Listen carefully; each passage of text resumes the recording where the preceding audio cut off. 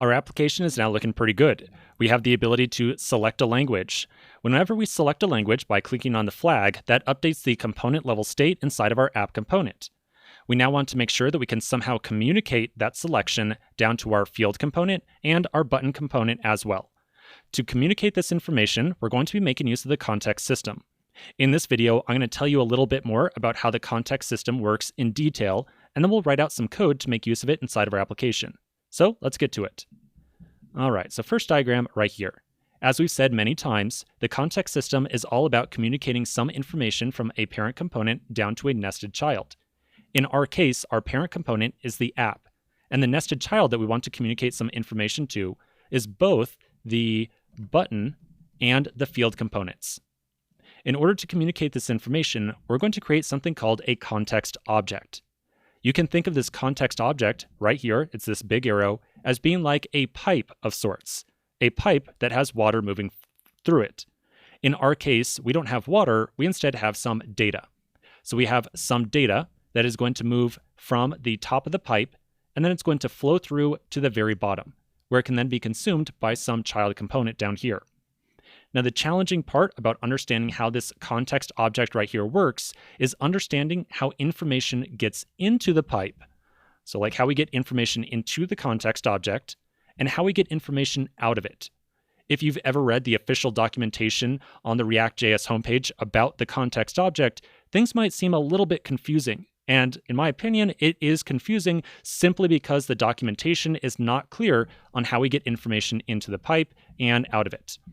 So let's clarify how we get information into it and out of it. In total, there are two ways that we can get information into our context object or into this pipe of sorts. And then there are two ways that we can get information out or out of this pipe of sorts. So I'm going to show you another diagram. It's going to look a little bit crazy, and it's going to show you the two ways that we can get information in and the two ways that we can get information out. Okay, so here's the crazy diagram. At the top, we've got the two ways that we can get information into our pipe. So we can refer to these as being like sources of data. And then at the bottom are the two ways that we can get information out of the pipe or out of the context object. So these down here are the ways we can use the information that is flowing through that context object. So to get information into the context object, we can either set up something called a default value when our context object is created, or alternatively, inside of our parent component, we can create something called a provider component. And this provider component can essentially push information into the context object. So that is how we get information into the context object. We can either set up this default value, or we can create this provider object. I'm going to show you examples of both these ways of getting information into the context object.